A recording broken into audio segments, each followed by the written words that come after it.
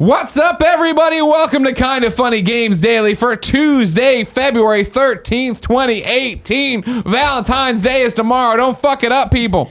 I'm one of your hosts, Greg Miller, alongside the busiest lady in the business, Andrea Renee. What's good, Greg? Not much. What's good with you? I had a very fun time last night, Greg. What'd you do? I got back into Rainbow Six Siege. Did you now? Yes. You abandoned Monster Hunter, No. just like Kevin Coelho did. No, listen. I'm doing both. It took a lot of willpower for me to not boot up Monster Hunter. Sure. But like you, I run a show, and I can't keep talking about Monster Hunter on that weekly show You every can't week. keep talking about old games. I mean, it's a current game. But Painted you into the corner.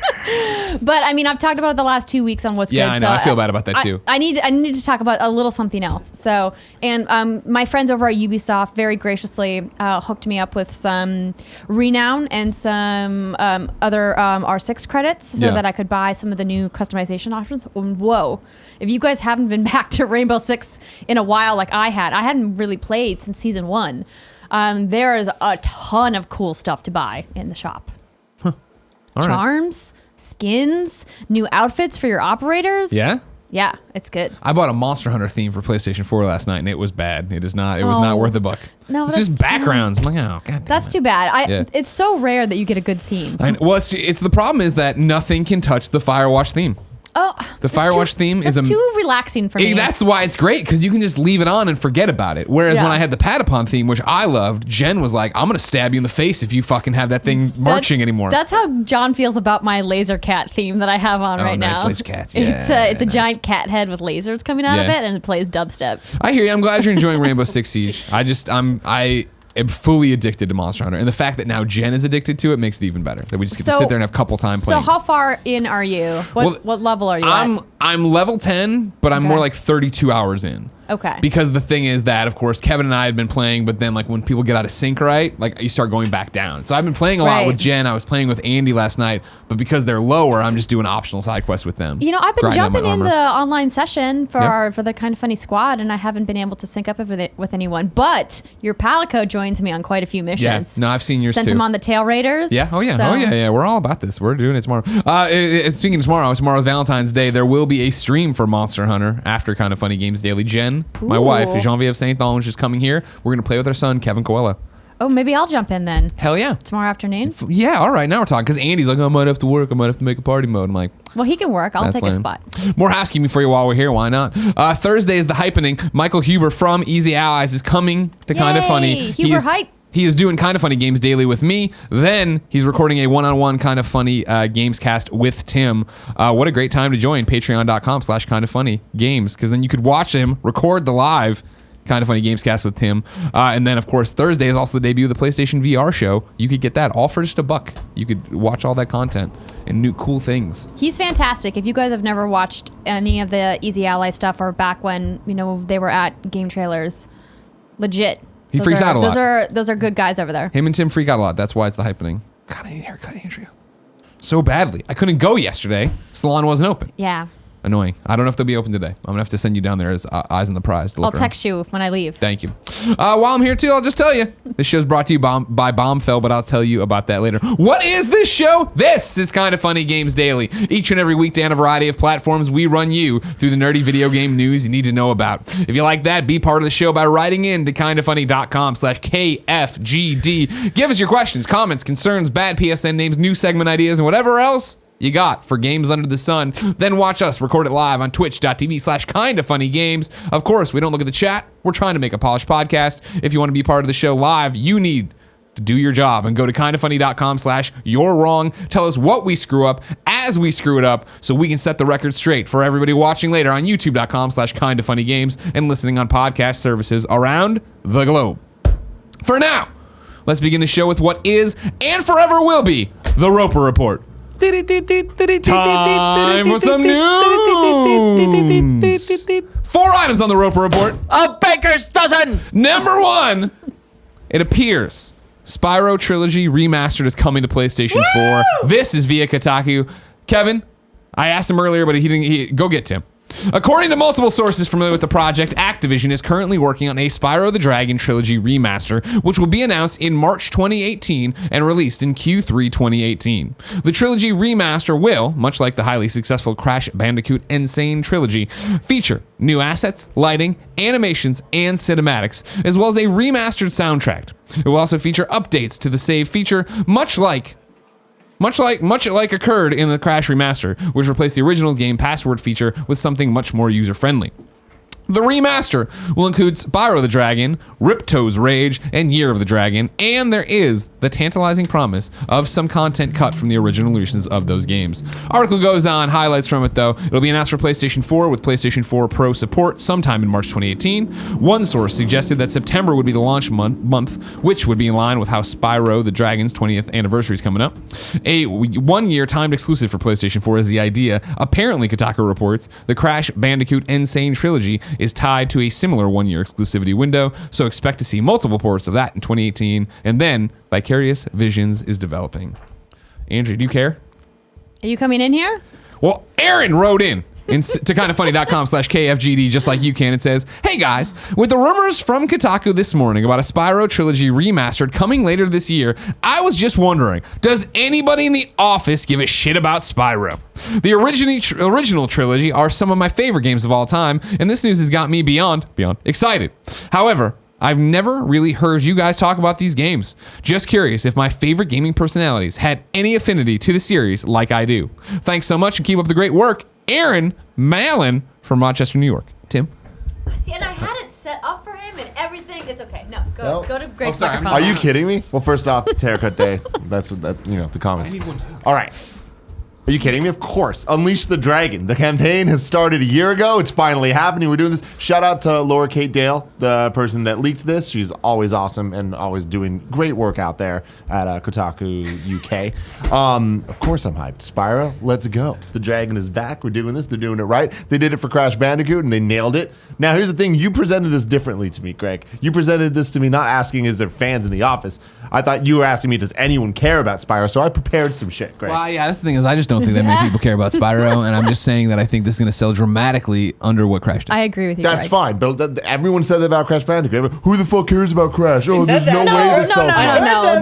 The Well, hype for Crash was always there. That is not true at all. If you look at forum, trust me, I was on the other side of it. I was the one that everyone was talking so much shit to on any forum, every single one. Back in NeoGAF, before Crash Bandicoot, whenever there'd be rumors, people are like, there's no audience for this. Nobody wants this. Nobody wants this. And then when it was announced, this is going to sell horribly. And then it sold great. Is Spyro going to sell as well as that? I don't think so. But there is a nostalgia equal to Crash when it comes to Spyro, when you look back at the PlayStation platform. Yeah, again. because a lot of people didn't have taste back then. Well, Or they had great taste. I don't People think that's like. the case. In 1998, GameSpot's Joe Fielder gave Spyro the Dragon an 8.3. All right? And now you might be like, hey, inflation of time and reviews. Okay, I get Joe it. Fielder is in prison right now for a whole. Don't lie. In 2007, IGN's own Ryan Clements re-reviewed the game when it was on PlayStation Network and all that and gave it a 7. Saying, quote, Sanity rules! the dragon's still kicking. So you're going to tell me that you expect more than a 7 from these? If it got less than a 7, that'd be a big deal. Just for the record, Ryan Clements gave Folklore a 9.0. I think Skylanders has great brought taste. back Stop. Spyro No. No! into the like mind share, Ruined right? it. They took a dump on him. And then they gave him a stupid cartoon on Netflix. And it was even worse than you could ever imagine. And then they made Crash Bandicoot talk. They kept him alive, Tim. All right. They did not keep him They alive. kept him alive. Oh my God. They put him in the corner, kept poking him with a stick, and then they lit the stick on fire and kept fucking beating him with it. This is the chance to bring Spyro back correctly. Do people care? Yes, they care. All the Spyro games are in the most selling PlayStation games of all time list, all right? Are they as high as Crash? No. So that's the thing. We need to set our expectations correctly. So this is a Zelda versus Pokemon thing. No, it's not. As far as sales, right? If you think about it, like, did not we have this same conversation and then someone wrote into the You're Wrong talking about the total amount of sales that Pokemon has had versus Zelda, and it showed that Pokemon just crushed Zelda in numbers. Yes. Crash does not crush Spyro in numbers. Okay. Crash did very well. All three of the Crash games, number 8, 13, and 14 best-selling PlayStation games of all time. Okay. PlayStation 1 games. ranging between 5 and 7 million Yeah, Kevin. copies sold. Spyro 1, 2, and 3, the 17th, 24th, and 26th, ranging between 3 and 5 million. So that's pretty close when you think about it. Then you add Crash Bandicoot Insane Trilogy on PlayStation 4 with 3.3 million. Looking at that, what do you expect from Spyro? A sweet, nasty 2.2 to 2.5 million. You heard it here first. Who's hyped for Spyro? Me. Unleash the Dragon. And the other thing, I put out a tweet, Unleash the Dragon, with this news story, 280 retweets. I'm not that famous. I never get retweets like that. Guess what that means? People fucking care about Spyro. Are you just a hype man, or do you care about Spyro too? We would have let Yeah. him drop the mic if these were such expensive mics. Spyro the Dragon sold more. Spyro the Dragon. Evil. That's fucking crazy. Spyro sold more than Tony Hawk's Pro Skater 2. One, two, three. Good. I mean, that's not I just surprising though. Here's my thing: is I have no love for Spyro, just because it just wasn't my Obviously. thing, right? But I know there's fans out there. I just like riling Tim up. You know what I Yeah. mean? Yeah. Hashtag euthanize the dragon. That's what I'm getting. Oh, come on now. That's uncalled for. I'm hopeful. I want it to do well. I want people to get what they want. I want it to, pay off for them. It'll be interesting. This is such a more solid move, I feel, of like, oh man, Crash did so well. Let's go to Spyro. Whereas PlayStation was like, let's go medieval. Let's bring medieval back. Like, no, you're the only person who cares Yeah, about medieval. Kevin, do you even know what that game No, is? he really does like medieval. Oh, okay. No. Also, I love what your hair is doing right now. I don't know what's happening, but I like Throw it. yourself up on whatever. Kev K. There you go. Oh, that's gonna be hard to see. it's Really hard. like an Stand up. it's Yeah, like an stand up. Put it alfalfa on. There you go. ring You in got the back. alfalfa. There you go. There, that's what it looks like. Again, this is the reason you watch the YouTube video and not just listen to the podcast. Because right now you're in your car, just trying to get to Jewel Osco. Oh You my don't know what's god, happening. it's so good. He's slowly He's just going floating across away. the bottom That's of the what screen. he does. That's Bye, what he does. Kevin. He's a talented young man. I like him a lot. Here's the thing. Lay it I on don't me. have a horse in this race. I mean, I am very ambivalent Sure. about Spyro and about Crash. I think that Activision is doing the right thing by handing this back to Vicarious Visions. They clearly did an excellent job Yeah. with the Insane Trilogy. And given its success, this is not surprising Yeah. at all. Yeah, exactly. I hope they find what they want. I hope the fans are happy. I hope Tim's dreams keep coming true, and I hope Tim starts dreaming for a new Patapon, period. Like a brand new Patapon. That's what we want. The remasters and re-releases of that, great. But when we get 3 out the gate, where's the PlayStation 4 Patapon? I digress. I should start a jar where you have to contribute $1 for every time you say the word Patapon on this show. How much? You're at like $9 right now on the. Yeah, Is it's it? more Excellent. than 9. Shoosh, I'm getting close. All right. If there is a best friend out there who is enterprising enough to Sure. figure out exactly how many dollars God. Greg owes me, I will get you a game code. Ooh! Remember, it's that I kept first- saying Xbox Games Pass, and it's Game Pass. Yes. And so then when I finally discovered that, I said from here on out, I owe you $1 every time I say Yes. games. These don't count. These 2 right here as examples don't count. And it's the first person who writes into kindafunny.com/KFGD with an accurate number and to make sure it's accurate, Math. They like. you should link the episodes.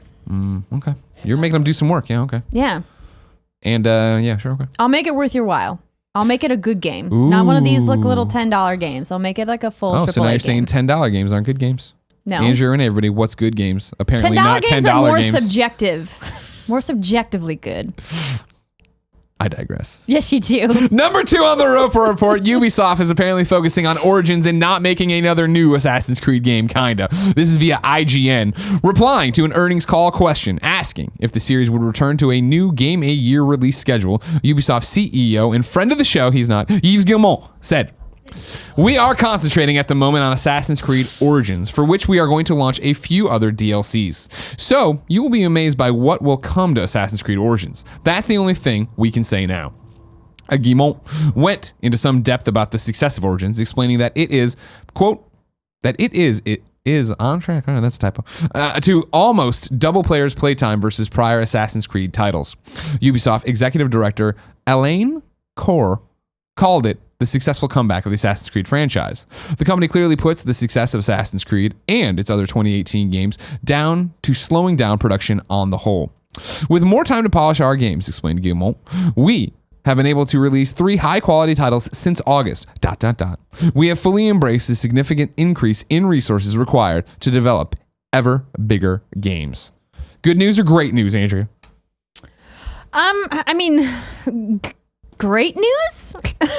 I don't know. I like them taking time. I like them slowing down. I don't want Assassin's Creed shoved back down everybody's throat. I think that the extra time clearly paid off with Origins, and there's no need to have that size of a game come out every year. That's asinine. That's too much. They should take some clues from some of the other major open world franchises that take 4 or 5, even more years between releases in order to make sure that they're really great. I think it's still going to take some time for them to earn back the goodwill of a lot of people who got burned by some of the past Assassin's Creed games, some of the more recent ones in the franchise, who maybe have heard from people like me or other friends of theirs about how good Origins is. They maybe aren't still convinced. So I think taking more time is going to work out to their benefit. I'm going to toss it in here while we're talking about Assassin's Creed. I would save it usually for new dates. Oh. I just realized I fucked up. I don't have the out today list. I cobbled together I'll pull it before we get there. Thank you very much. However, on February 20th now, that Discovery Tour by Assassin's Creed Ancient Egypt will be coming out. It's free for Origins owners and $20 as a standalone title. Of course, that's that educational one. Go through and see what's going on in Egypt kind of thing. Number 3, here we go. More juice for the rumor that there's a remake for Turok 1 and 2 coming to Xbox One. This is via Wario64. He tweeted out PEGI ratings for Turok and Turok 2 Seeds of Evil have both been rated PEGI 16 and listed for the Xbox One. Now I say more juice because let me take you on a stroll down memory lane, courtesy of Andrea Renee. In May 2015, PC Gamer had this and said the rumor emerged from a Tech Raptor interview with Samuel Vall, a level designer on Fear, Perseus, Mandate, Section 8, and Aliens Colonial Marines, who's rebuilding the obscure 1996 shooter Power Slave. In it, he said he'd been working on an update of the Nintendo 64 version of Turok before starting on the Power Slave redo, but put it off to the side for some reason, and then got to the interesting bit. Quote, since now Night Dive Studios, who are the people listed in the PEGI rating, I don't know why that got cut out of my notes, but who are listed as the developer in the PEGI rating, has picked up the rights to re-release it. Turok's EX will resume development later this year, he said. He added that he's working with Night Dive previously on Strife, the 1996 FPS that hit Steam last year. So, seems pretty legit that Night Dive Studios has these 2 Turoks pretty much locked and loaded, ready to come out and everybody to have fun with. I'm so ready for this. Turok was one of my favorites. Cerebral bore. And I think with where we're at in the generation, like it could be something really fantastic if executed properly. Yeah. But is it going to be executed properly? I have no idea. It's been so long since we've seen anything. And that's the thing of like the rose-colored glasses of how great Turok was on N64. How much polish and remake and what all they do. They have to be. It has to be from the ground up, obviously. You know what I mean, and have it be super modernized. But like, you want to know? I'll say something that not a lot of people want to hear. Oh, okay. Do you remember the PlayStation 3, Xbox 360 Turok game that came out, the reboot? I don't think I played it. It wasn't great, but it was quite good and deserved more credit than it got, I think. And I think that, don't get me wrong, totally a single A, double A game, like, you know, that mid tier we always talk about that's disappeared. But a sequel to that could have been really great. A studio, if they would have given that studio more time to work on it, that could have been really great. I mean, I feel like that's the story of video game development. Very true. Very true. If that studio had gotten more time. But I think that this is a franchise that a lot of younger gamers maybe never got the opportunity to play. And I remember it so vividly from my time as a gamer with the N64 and would love to see it like first person. Now that I actually really love first person games, because back then I did not. Oh, really? I was one of it was during that time where I would move with the stick and I would just stare at the ground. Right, you're always up in the sky, always down at the ground. But now that I have such a comfortable skill set with FPS games, I'm ready. I'm ready for a brand new It'd be awesome. Turok. Turok has a lot of cool stuff. Xbox One got Turok as an exclusive. Yeah. You think that's where the money's at? That would be awesome. We shall see. Rated. We should know something soon. Final item on the Roper Report. There's a giant story Andrea Renee put on the thing. It's important. I'm going to read it. It's from Polygon. It is Hawaii lawmakers introduce loot crate regulation bills. Got lost in my own head there. Sorry. State lawmakers in Hawaii have, as promised 2 months ago, introduced 4 bills that would regulate the sale of video games that featured so-called loot boxes or loot crates as part of their gameplay. 2 bills in Hawaii's State House and Senate would prohibit sales of loot box games to consumers younger than 21 years old. The legislation defines the loot boxes as a randomized in-game reward that can be bought for real money. Another 2 bills, also before both chambers, would require video game publishers to label their games with notices that they contain loot boxes and disclose what the rates are of receiving each reward in their system. Loot boxes or loot crates caught the attention not only of lawmakers in Hawaii and Washington state, but also regulators in Belgium, the United Kingdom, and New Zealand, mainly when Star Wars Battlefront 2 launched in November. UK and New Zealand officials ultimately said loot crates did not fit their nation's statutory definition of gambling. Here's where Andrea puts a note in. The ESA here in the US also said this, though they are not a governing body. Thank you, Andrea. No problem. It's almost like you knew you'd have to assemble the list I screwed up. You know what I mean? So you're just like, I'll put my notes in here for Greg. Indeed, at a news conference in November, Hawaii State Rep Sean Quinlan noted that loot crates had been a feature of mobile gaming for some time, but their encroachment on AAA console gaming made them a greater concern, especially for parents. Moving on, Electronic Arts has declined to comment on legislative efforts involving loot crate systems. The Entertainment Software Association, the industry's United States lobbyist, released a statement in November saying that loot boxes, quote, are a voluntary feature in certain video games and are not gambling. The bill's principal sponsor in the State House, Representative Chris Lee of Oahu? Oahu? But there's no W, it's just Oahu. Hold on, let me go back Oahu? to... I would I'm say pulling Oa? this list together. Oahu? I'm telling you, stop using this Yes, video that's game Oahu. release. That's Is it? That's how you spell Oahu? Yes. Where's the W? There is no W. Huh? Hey, don't be like, I'm not one of the richy riches that gets to go to Hawaii all the time. Andrea Renee. Excuse me. All right? It is my BFF's I'm not a one birthday. percenter. I'm a literal blue collar. All right? Whatever. Out here. Every day I come here and I risk getting the black lung talking about video games. All right? I'm in here in the salt mines. You're over there. Thank you. You were just on a trip in Canada. I digress. Get out of here. Oahu. I want to go sometime. Anyways, had harsh words in reply. Quote, I grew up playing games my whole life, Lee told the Hawaii Tribune Herald of Oahu yesterday. I've watched firsthand the evolution of the industry from one that seeks to create new things to one that's begun to exploit people, especially children, to maximize profit. To which Andrea left another note. Damn. I mean, that's some harsh words. Hell yeah, it's a damning statement. So this is interesting. We've obviously heard quite a bit about loot boxes and microtransactions as gambling over the last couple of months. Interesting to see the government in Hawaii actually like making some headway on some of their concerns. I think the idea of trying to regulate it by putting an age limit on it, like alcohol, for example, is going to be incredibly challenging with the way that digital media works today. I don't know how they would regulate that in a very meaningful way. Just like trying to regulate who buys R-rated movies online is also pretty impossible, which is why it's technically self-regulated. It's not actually illegal. I think certain states have certain laws about buying movie tickets in theaters, but that's a kindoffunny.com/you're wrong if you're familiar with that actual legislation. The important takeaway here is this could just be a whole lot of like thumping for nothing. There's a lot of legislation that gets introduced every year here in the United States that goes absolutely nowhere. Sure. It's a good way to get a headline if you're a schemy politician, at least from what I see on House of Cards. It's a great way to get your name in the paper and look like you're doing something. It's also, a great way for legislators to get their constituents off their back. Sure. If maybe people or parents are writing in saying, I have concerns about gambling, my child spent all this money and they didn't get anything for it. There was no warning about it. So the legislators can then stand up and say, hey, we tried to introduce a bill and it just didn't I did my pass. part. Yeah. I listened to you guys. I did this. It didn't happen, but it shows me actually being grassroots. I'm not sure if that's the case here or if these legislators, truly do have strong feelings. Clearly, Chris Lee does. I mean, what he says here, is probably what a lot of gamers out there feel. Sure.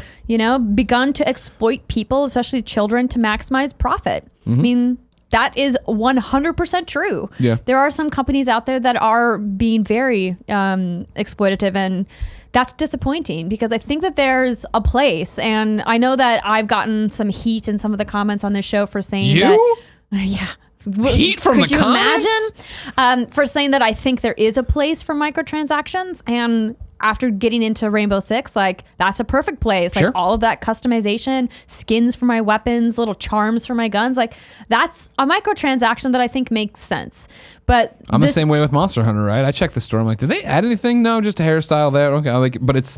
Right. I'm not looking to get the best armor in the game. I'm looking to get cool armor styles. I'm looking to get cool hairstyles. Right, but those aren't loot boxes, which Right. is really the problem, is like this randomized roll that you're paying and you don't know what you're getting on the other side. Exactly. So, and I understand that those are two separate things, but they are very much connected. They get in confused a a lot, lot, especially in these conversations. And I think that's what you're saying, is that there is a place for microtransactions in a game. And that doesn't mean that there's necessarily a place for loot boxes. There could be all these different things, but you're talking Right. about the fact that, yeah, I want to give money to, developers that are making great games and but I want to get what I want for the most part. I want to know what Exactly. I'm buying for.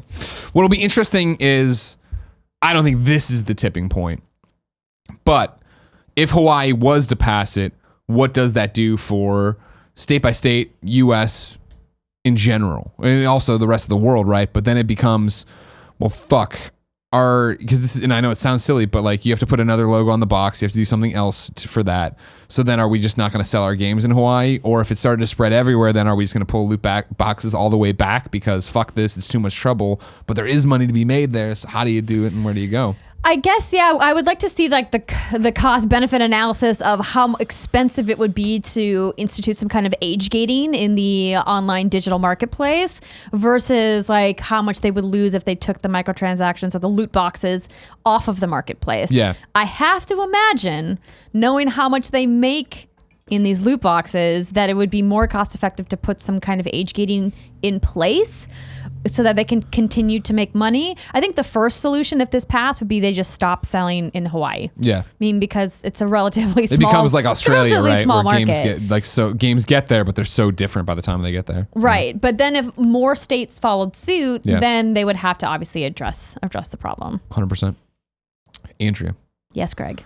I would love to go to Hawaii, but I'm not going anytime soon. Instead, I'm I going to am. sit here and play video games. If I wanted to know what came to the Mom and Grot digital shops today, where would I go? You would go to the official list of upcoming software across each and every platform as listed by the Kinda Funny Games Daily Show hosts each and every weekday.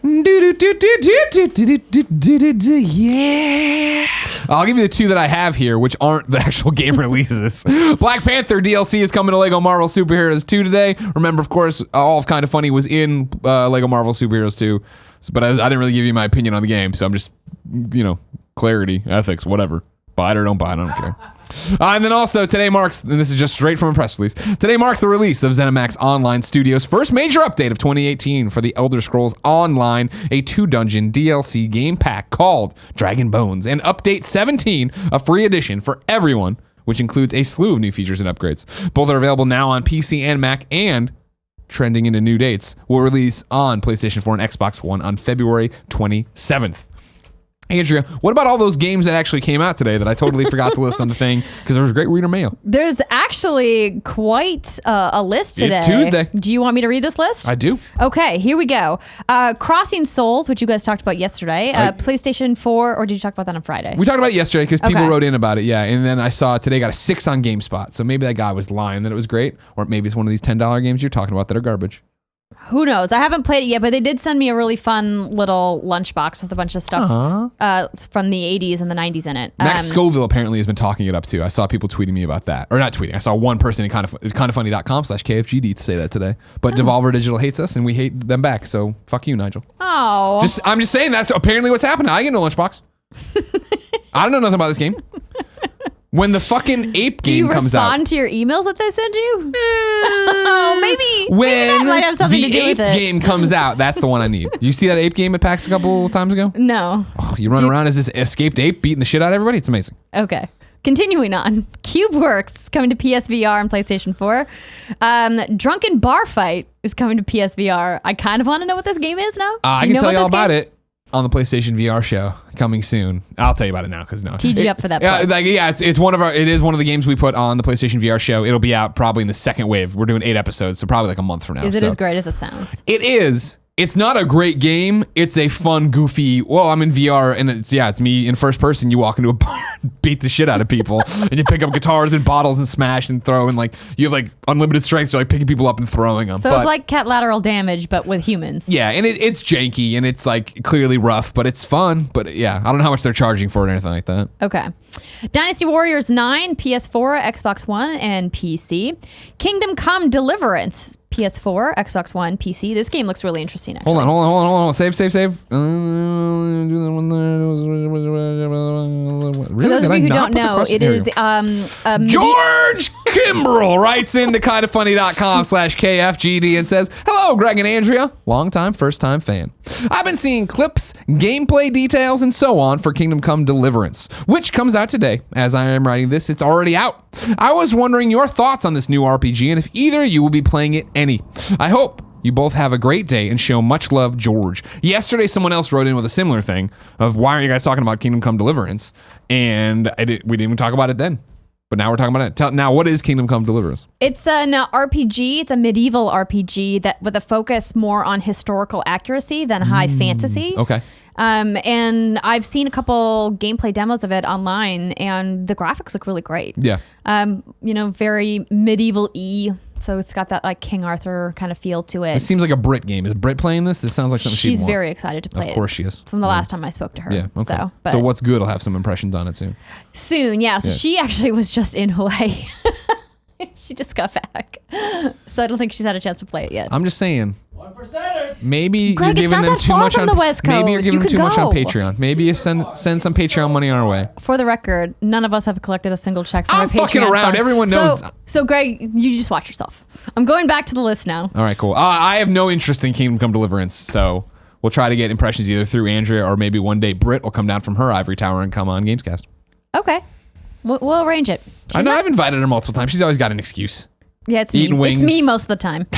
Yeah, I'm here to do the show that I actually came down to do. Knockout League is on PSVR. Mahjong Carnival is on PS4. Mahjong's great. Monster Energy Supercross, the official video game. PS4, Xbox One, PC, and Switch. Owlboy is out on Switch. I'm loving Owlboy. You can catch out first blush impressions on the Gamescast right now on youtube.com/kindafungames. Podcast services around the globe. Pinstripe is on PS4. Pop-Up Pilgrims is on PSVR. Radiant Historia Perfect Chronology is on Nintendo 3DS. Shocked is on PS4. Does it have a question mark at the end of the title? No, I'm trying. So it looks German, so it's SCHACHT. Shocked? Shacked? Shocked. I don't know how to say that. I'm definitely saying it wrong. You're fine. South Park, The Stick of Truth finally gets its standalone release on PS4 and Xbox One. Crazy that took so long. Yeah. Because it was a pre-order bonus. It was when a digital pack-in, yeah. yeah. But it's out now, so you can buy it separately. And you should. The game's awesome. If you never bought The Fractured If Behold. you use a guide, I'm pretty sure it's a platinum in one playthrough. Because they like to hide those chin Pokemons all over the place. And they put one in one place you couldn't get back to. And that's what broke the platinum for me. Where I played it, before. Mm-hmm. Then I was like, oh, maybe I'll go back. And then it's like, no, the one you need is on the one. I'm like, oh, well, fuck this. You're not going back? No. Okay. Got too much to do. That's true. Sprint Vector is out on PSVR. Another great game that is part of the PlayStation VR show coming up. The Fall Part 2 Unbound is on PS4, Xbox One, PC, and Switch. The Longest 5 Minutes, PC, Switch, Vita. And there's a limited edition also on Switch. True Fear Forsaken Souls Part 1 is on PS4. And Wonder Boy The Dragon's Trap, the physical retail version, is out for PS4 and Switch. Thank you, Andrea. You're welcome, Greg. Wonder Boy. New dates, as I already said, Assassin's Creed Ancient Egypt coming on February 20th. Then, almost 2 decades after the franchise made its debut on PlayStation, Square Enix Collective and Sushi are excited to announce that their Fear Effect sequel, Fear Effect Sedna, will hit PlayStation 4, Xbox One, Nintendo Switch, and PC on Tuesday, March 6th, 2018. Then, from a tweet, THQ Nordic is pleased to announce that the remastered version of The Blob will be coming to Nintendo Switch in 2018, again in collaboration with Blitworks. Hashtag platformer, hashtag action game, hashtag THQ Nordic, hashtag Blitworks. A lot of those hashtags I don't think are getting used that much. And again, THQ Nordic continuing their tradition of, we will take everything from that dead company that failed, but we won't fail this time. I'm sure we got this one in the bag. No deals of the day, so let's jump to reader mail and tell you it's brought to you by Bombfell. You might have noticed I've been looking great on this show. I've been wearing fancy pants too. You've seen me wear those. It's because of Bombfell. You go on the app, you go on the website, you sign up for it. They give you a personal stylist who gives you one-on-one advice. You get some clothes. Bombfell is an online personal styling service for men that helps find the right clothes for you. Once you sign up online and complete the simple questionnaire, you are matched one-on-one with a dedicated personal stylist who handpicks every piece. Your stylist will email you a preview of their selections, after which you'll have 48 hours to make any changes or even cancel altogether. You're in total control. Afterwards, Bombfell will ship you the selected clothes, and you'll have 7 days to decide and only pay for what you want to keep. Send the rest back with free shipping both ways. You can receive clothes every 1, 2, or 3 months, and you can pause or cancel anytime. Clothing is shipped straight to your door. No need to spend hours shopping at the store. And now, with every shipment, you get to keep. The more you keep, the more you save. Keep 2 items, get 10% off. Keep 3 items, get 15% off. Keep 4+ items, you get 20% off. Like I said, I've used this. They've hit me up. I like these clothing box services because I don't have to go to the store. I don't got to see anybody. Somebody just looks at me online. How about this? They send it in. I say yes or no. Send it back. We have a special offer just for listeners of this show. For $25 off your first purchase, go to bombfell.com/kindafunny. That's Bombfell, BOMBFELL.com/kindafunny. Once again, bombfell.com/kindafunny for $25 off your first purchase. Thank you, Bombfell, for making KFGD happen. Let's start with a hard-hitting question from Ronny Sanchez, who writes in and says, Dear Kinda Funny Games Daily.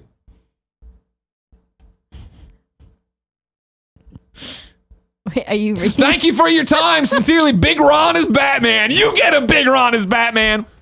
People love, the audio listeners love a good long pause. It says awkward pause in his question. Oh yeah, because that's the tradition of like Colin and I used to always stop shows and just hold it for a long time so that because the goal is to hold it long enough that whoever's driving or working on their car looks at their iPod to see did the show Listen, did it crash? I'll admit it. You've gotten me a couple of times when I listen to the show. That's what it's all about. You know what I mean? We're a show that likes to have fun here, and if you don't, get the hell out. Let's talk to Brandon. Brandon writes into kindafunny.com/KFGD and says, Greg and Andrea, did you get to watch your gear in Monster Hunter World? I haven't picked up the game yet as I was working my way through the backlog and was waiting for my birthday, but you guys constantly talk about the game makes me want it even more, though I wasn't hooked on the demo. No wonder they call you influencers now. However, I was disappointed to find out part of the Horizon gear was already gone. Even though there's still another piece coming up with Aloy, the Horizon set was a selling point for me when I eventually get the game. So do you think they'll cycle these events again? To me, it seems a bit odd to make an exclusive selling point so limited, especially if people aren't able to get the game immediately when it releases. If it's exclusive to Sony IP like Horizon, why does it need to be limited? I understand they want people to buy the game immediately, but what are your thoughts on that type of marketing or structure? Love the show. You guys do a great job. Thank you. Brandon, thank you. This is my exact point. I said this almost exact same set of words about this issue. I don't understand why it was time limited. I think it's a silly partnership to make it not only time limited, but like you can't get there right from the get-go. This is the thing that we talked about with Grimecraft when the four of us were playing when you guys had your sleepover. Yeah. And I was like so pissed off about it, and Grimecraft was trying to be like, oh, it's only rank 5. You can get there in a couple of hours. It was rank 6, you son of a bitch. I was like, no, you can't get there in a couple of hours because like you can't just steamroll through all the story missions unless you're having people carry you through. So I guess if you wanted to cheese your way there, of course you could do that, but that kind of breaks the experience. I don't want to steamroll through the first part of the game. It's a brand new game. I want to enjoy it. I want to luxuriate in it and explore and do side missions and respond to SOS flares and just basically take my time. All right? Like I was very frustrated. And so like I saw the deadline coming up. So I went to the arena, which by the way, I hate the arena missions. Where you just beat the shit out of the monster? I already feel guilty enough about trapping and killing these monsters, but then you just drop them in an arena for slaughter? It's shooting fish in a barrel, guys. They can't run away that time. No, it's terrible. Hey, listen, man, that's that lizard squirrel fucking electrified guy. He doesn't want it. He's not gonna like you. Fuck that guy. All right, here's something I'll say. Unpopular. Okay. I like it.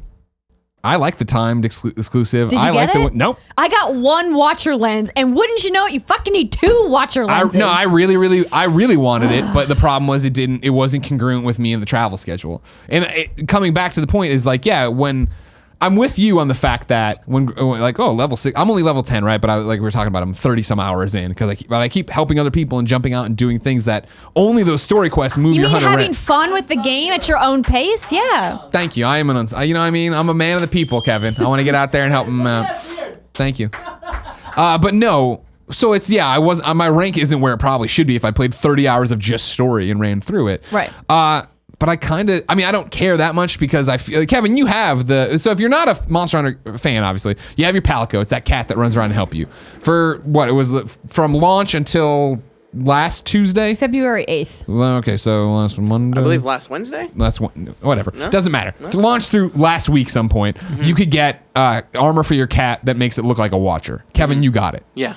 Is it an overlay or is it its own armor set? It's its own armor It's a set. full armor and set it's plus a stronger weapon. than anything I have at the moment. See, that's my one Yeah. thing about it is that you change gear so much in this game Yeah. that I was like, oh, I really want this, but I'm like, would I even use it or whatever? I'm more excited right now by the Aloy armor that's coming or that's out now because first off, it's a hunter rank 11, so I should be able to get to it tonight and look into it. Is that out yet? Oh yeah, I think It just started, yeah.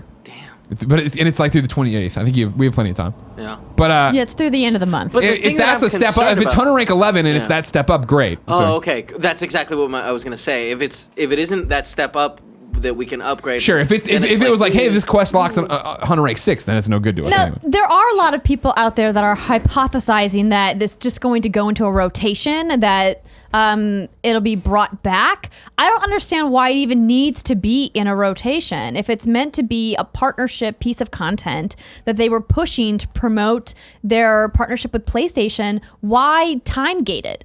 They want you to buy right away. It doesn't make sense They to want me. you to buy and play right away. Well, I mean, sure, but like the idea that the armor set is now limited to these 2 weeks as well, like it doesn't make sense to me. But doesn't it go the same way of anytime you play a video game in a beta or whatever and they give you a special flag or special shirt? Like it's a, No. hey, badge of honor. Look, I did this. Yeah, I was there. But generally, those things unlock from the moment you boot up the game, and you can use them through your entire playthrough. I just don't get it. Also, I have my full butterfly armor set now, and I don't think I'm going to take it off. Yeah. See, that's the thing is I have a great set of armor too now that looks all like demony and stuff, and like it's got some fire on the breasts, and I'm like, Which yeah. armor set is it? It is the Golar, I don't have my phone on me. The Ogdoron? Yes, that's it. Thank you. The one, The really mean one? Was it? Oh, the monsters mean? Yeah. Yeah. He's right. the only monster that I don't feel bad taking out. Okay, good. Because he's a jerk. Also, good point. Listen, when you have to go up and shoot a Kelby just to get its horn for a potion, I tweeted about this. It's wrong. It makes me feel like I'm killing elephants or rhinos We or have to something. kill we have to call So the I stopped herd. doing it. They're very clear. We have to call the herd. I just started killing those Nidorinos just for no reason. You guys remember the fake names a lot better than I do. No, that was a Pokemon name. Oh, okay. Because I just don't. I know the armor I like and I They're want. just And right like now I'm just short they're of like little belt. deers. They're just hanging out. They're not Right monsters. now my belt is short. You know what I mean? But once I get that, I'm going to look into how many more monsters, how many more armor sets I'm going to unlock. Because I really just feel like pouring all my upgrade points into this thing. Yeah. Make it look great. The Make 'em play good. Legiana armor. Oh. Also good. Oh my gosh. Also really, really cool. So good. No, the Legiana is the one with like the helmet. The helmet has like two things coming off. You look like fucking awesome Thor. Yeah, and you got the wings on the back. Yeah. Zest Wispa wrote into kind of fun. I feel like I just conjured something when I said that. Zest Wispa wrote into kindoffunny.com/KFGD and says, "Hey, Greg and Andrea, with the Tomb Raider movie out in a month, is that fucking true? It's only a month till that movie? Good Lord. It got me wanting to go back and replay the first game and play the second." And he means of the new console generation. The kind reboot, of. Yeah, yeah. exactly. But I don't own either of them. My question is, do you think the games will get a price cut before the movie releases to drive game sales, or do you think the movie will generate sales for the game and that they'll keep their price point where it is? Thanks, Wispa. Great question. They haven't come down in price at all? That seems highly unlikely. I think it just means will they be on sale? I think I assume they've come down in price that I'm still not paying $60 for the original Tomb Raider Definitive Edition on PlayStation 4 or Xbox One. Tomb Raider Definitive Edition on Xbox One is currently listed for $19.99 at Best Buy. Hot damn. How much cheaper can it fucking get? I mean, Wispa? if you don't think that that's a reasonable price for that game, then I don't know what to tell you, because that's a great price. That game is really, really good. Oh, it's awesome. What about Rise of the Tomb Raider? Where's that at right Let's see now? here. Rise. I feel like both those games, I could see a sale or a bundle or something getting closer to it. But I also think that's going to be also listed $19.99. Right, you're Some just places $21.99. You're just too cheap, Wispa. You got $40 for both those games. You're insane. Go buy them. I'm sorry, I can't help you on that one. I think you're more likely than if the movie's just a month away. Where is the news about Shadow of the Tomb Raider being leaked on a fucking train in Montreal? Somebody working on it. That's got to be coming soon. Teaser trailer around that, I bet. Yeah, I would imagine, because we were expecting news of that hopefully by E3, if not at E3 for sure. There are rumblings that it's going to come potentially sooner, but a teaser around movie launch sounds right. Make it happen. We're going to do required reading here. This is one of those segments we've introduced before, but it actually has reader mail in it, so whatever. But here's something you need to read on the internet right now. Over at Kotaku, there's an article called Sex, Pong, and Pioneers, What Atari Was Really Like, According to the Women Who Were There. This is by Cecilia de Anastasio. Did I say that right? I always fuck that up. I talk about Cecilia a lot on the show. She writes a lot of great stuff for Kotaku, and I always feel like I screw her name up. De Anastasio. I got it right that second time. Nailed it. Anyways, it's about... She went and did this awesome interview with a whole bunch of ladies who worked at Atari during the whole Nolan Bushnell thing as a reaction to the hashtag not Nolan GDC kerfluffle. Because if you missed all those shows, GDC said we're going to give the Pioneer Award to Nolan Bushnell. After they made that announcement, throughout the day, people started using the hashtag not Nolan because, hey, look at all these horrible things he said before, what they did at Atari back in the day. These are his own words from this book, this interview, all these different things, this Playboy article, da-da-da-da-da. The next morning, GDC's like, we've decided we're not going to do a Pioneer Award. We're not going to give out a Pioneer Award. We're rescinding that, but we're dedicating it to all the unsung voices. And that GDC of any year needs to reflect what the industry is for that year. This, of course, huge kerfluffle, as we said. People on both sides of the argument. Well, what are you talking about? He did all this amazing stuff. Do we hold this is something that it was a different time? Back and forth. Everybody angry, yelling at each other because that's all we do on the internet now. Nick writes in to kindafunny.com/KFGD and says, "Hey, Greg and Andrea. Last week you discussed GDC's honoring and subsequent revoking of the Pioneer Award to Nolan Bushnell after a trending hashtag that put a spotlight on the fraternity culture of Atari. Yesterday, Kotaku published a story in which they interviewed 12 women who worked for Atari at the time with quotes such as, nobody could have asked for a better experience, quote, the best job they ever had, and that the sex, drugs, and video game culture being, quote, one in which all 12 employees say they freely participated if they participated at all.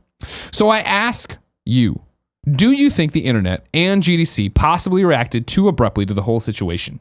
It seems GDC first didn't do enough research when deciding to give out the award, and then again didn't do much research when they revoked it, instead of reacting swiftly to a Twitter mob hashtag. Nick, yes. I think that they reacted too swiftly. I think they should have thought it through. However, what they should have done, if we're talking about hypotheticals, is they never should have nominated him this year in the first place. They should have waited until, this movement has a chance to run its course, and then we are able to all have like an adult conversation about what's happening around this movement. Mm-hmm. And then maybe they can talk about how he was part of the industry a few years down the road when the focus isn't about, this hotbed issue right now. Correct. Cecilia's article brings it up really poignantly and is a great read. That's why it's required reading. You need to go read it. It is really well done. It's extensive. It's long. It's got a bunch of great stories where you can hear in the quotes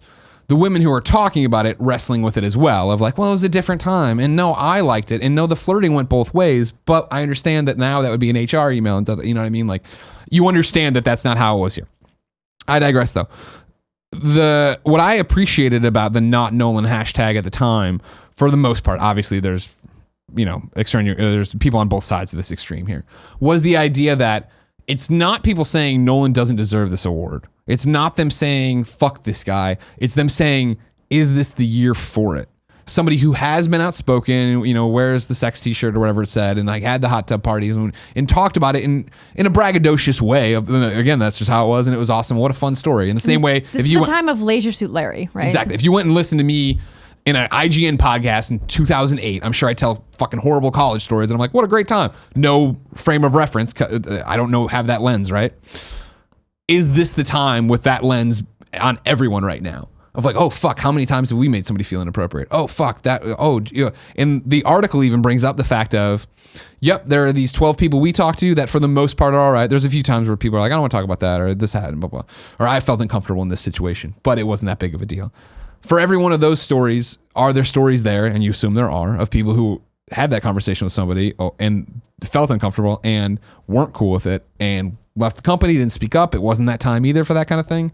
That's the whole thing of the time's up right now, right? Is that it isn't to sit there and be silent anymore. And well, it's just how this office culture works. It's to, no matter where you are, no matter who you are, if you're uncomfortable in a situation, to have the power and bravery to be like, you know what? This isn't what I want. Not necessarily fly off the handle and fucking go crazy, but I mean like to be like, hey, you know what? I don't think that's playing the way you think it's playing. That's what this is all about, right? Yeah, absolutely. I mean, I think we've all been in a situation where somebody said something that made us uncomfortable or made somebody that we care about uncomfortable, but it was, you know, in return uncomfortable to say something back to that person. Oh, like, yeah, it's happened to me. Yeah, no, it happens. It happens to me quite frequently, and it's one of those things, especially if it's in a professional setting.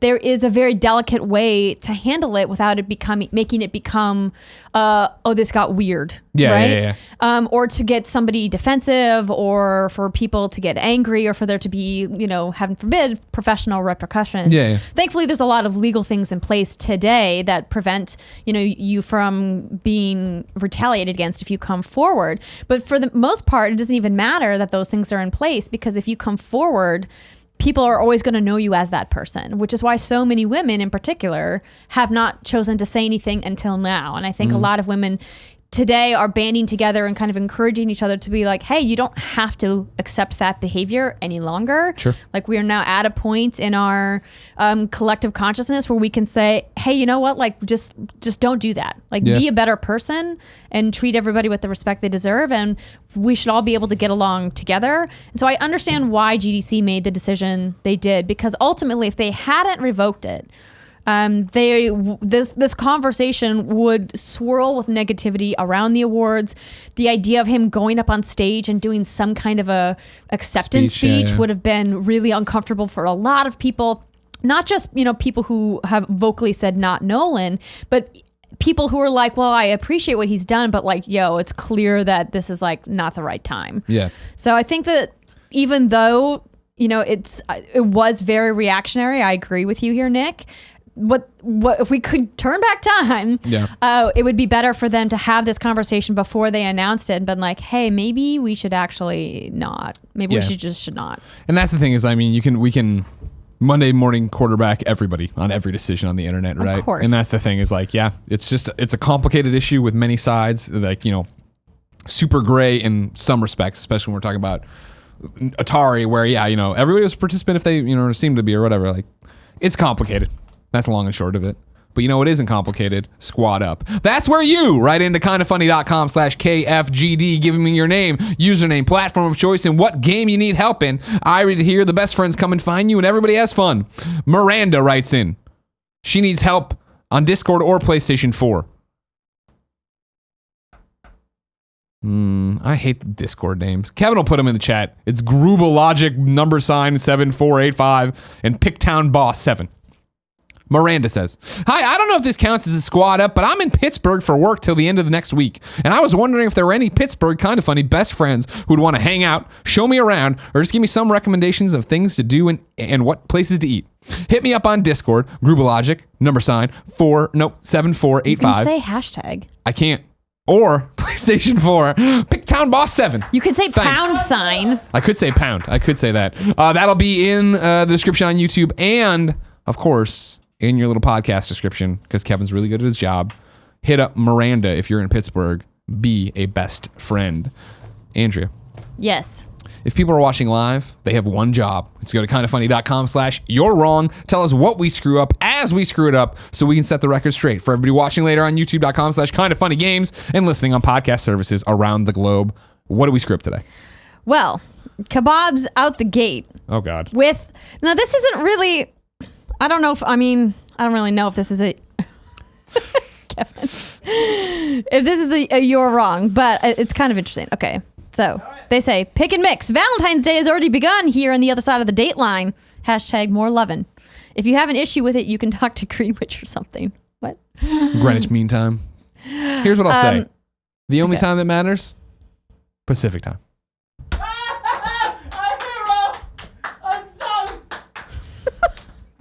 Kevin hates Central Time for some reason. You know that? A lot of hate for Central Time in this office. I'm from Central Time. Me too. There's nothing wrong with Central Time, Kevin. So much wrong. 2 hours? Get out of here. The United States is a giant place. Oh, I'm well aware.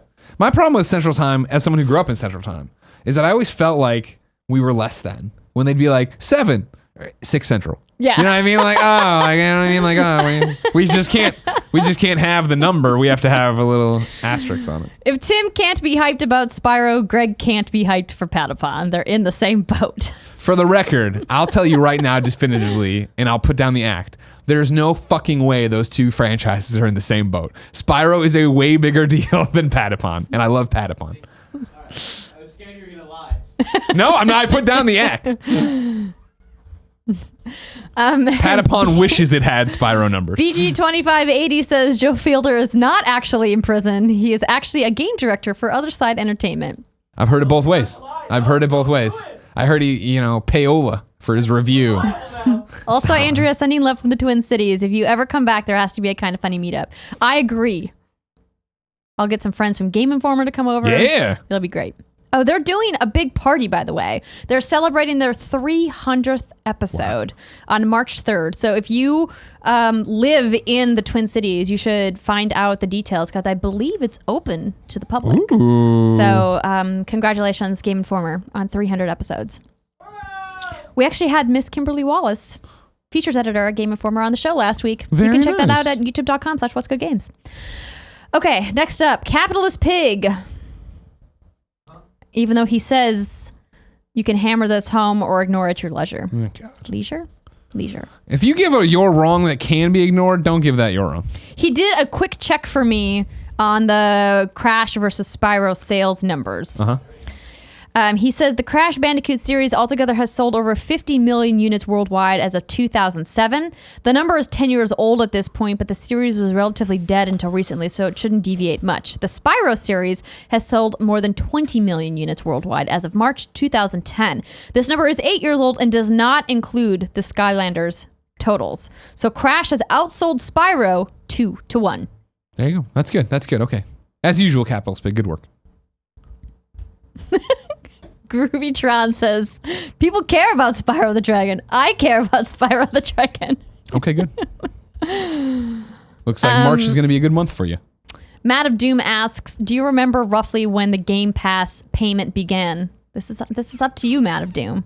I believe it was when the first announcement came out, but There was a day where he was like, all right, if I fuck this up again. I feel like it's definitely this year, and I feel like it's been this year. It's in it. Game Pass news. Well, here's the easiest way to do it is to go through and find in the past 5 weeks or whatever it's been, Andrea and Greg episodes. And then, if you have a Game Pass in there.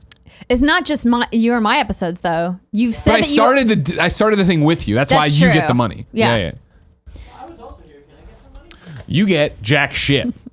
Kevin, You keep putting fucking white screens back here. how You think I about don't this, see Kevin? it? I'll put the money These cameras towards are getting off either sometime. a bottle of alcohol for the office Right. or pizza for the office. You want some hero? Okay. Damn, it's like that. That's cool. Okay. Capitalist Pig with more on movie ratings and the law. Thank you for writing in about this.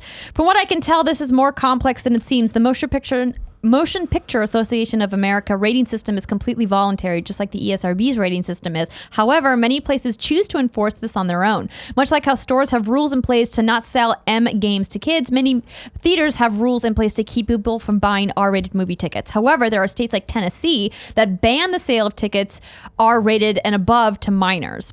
The problem is this doesn't apply to films that are listed as NR, not rated. So if the studio chooses not to opt into the optional MPA rating system, they can get around it. Additionally, many of these laws only apply to the sale of tickets, to which I will add a footnote.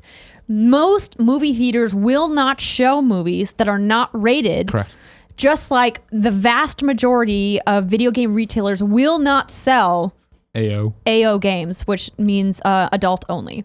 So I think that that's important to note, that even though technically this is right and correct, you very, very, very rarely. I can't super hinder. Yeah, I can't think of an example of where a movie theater would have an NR movie inside. I think the last movie that was like that, or maybe was maybe the one with Jessie from Saved by the Bell, where she's a stripper. Showgirls. Was that the last one that was like that? I thought Showgirls. It was rated. I thought it was almost an NC-17 or whatever, and then it got brought down to an R or something like that. I thought there was an NC-17 version though. Oh, it probably was. I mean, there's some hot stuff in that movie. Oh yeah. It is good. Remember hearing that of like, oh man, Jessie from Saved by the Bell is doing this crazy ass, totally vulgar stripper movie. Like what? Dude, that pool scene. And then it's like it was bad. It was so bad it was good. Everybody go watch Striptease tonight. Yeah. No, wait, that's not the movie. I mean, that's Demi Moore. Also good. Everybody also go good watch movie. Indecent Proposal tonight. We're big fans of Jessie from Saved by the Bell. Okay. Moving on. Ceratopes says, read the SOT Platinum. You can do it in, this I believe is the South Park Stick of Truth. South Park, yeah. You can do it in one playthrough if you have a save switch. There's a part where you have to make a choice and you need to go down both paths for different trophies, as Gotcha. well as beating the final boss in 2 different outfits. That's what I'm saying. You gotta read the thing. The guides. Excuse me, Outcast 212. I did read Owlboy coming out on the Switch because Greg talked about how he's playing Owlboy. Chian, I said watch the game's cast for impressions. But he does say it was supposed to release on PS4 today as well, but the developer has changed the PS4 release to TBA at the last minute. Dun, dun, dun, dun. It's a great Metroidvania game that got great scores when it originally released on PC. It's fun to play now on Switch, I'll tell you that. So Charles J says the Aloy event is the 28th of February through March 15th. Oh, it hasn't begun yet. My Not apologies. right now. I thought it ended at the 28th. I also thought that it was right now. Huh. Good job. Good correction. That's what we need here. All right. Well. Which one from Rotten Vale? Well, it's one long mission where like you don't go to the girl to ask for new missions, Oh, okay, yeah. I know what you're talking about. When you're on the airship. which is really cool when you see it from the outside. Yeah. Some would say it's really cool inside. Did you get your new apartment yet? Ignacio Rojas, your point is not lost on me that I have a problem hunting monsters in a game called Monster Hunter. It's the fact that they name some of the smaller creatures in the world monsters when they're clearly not monsters. They're just... They grow up to be bad, scary monsters. I mean, the thing about it is, you're getting hung up that you need the horn, you take the horn. You're getting other stuff out of him. You're getting bones and whatnot, right? Me? Yeah, you're using every part of this monster. No, I'm aware. I'm aware. Listen, I haven't stopped playing the game, so clearly it doesn't bother me you did last that night to go much. play Rainbow Six Siege. And I have no regrets. Taking the unsung hero back. Yes, the unsung hero's going back to me. Kevin, do you want me to pull my offer back? I was Now- trying to do a now nice you're- thing for you. Now you're in a rock and a hard For all of spot. us. For all of us. That's true for everybody. On PSN, Tomb Raider 1 and 2 are $35 and $80 in Canada, respectively. These definitely need a sale. Huh. I guess it is important to mention that if you're in a different region, it's very possible that these prices have not Interesting dropped. point. Interesting point. But, and for that sucks for you. I'm sorry. America #1. But they're listed. I looked them up for $19.99 each here Okay. in the US of A. That's it, Greg. Ladies and gentlemen, this has been Kind of Funny Games Daily. Each and every weekday on a variety of platforms, we run you through the nerdy video game news you need to know about.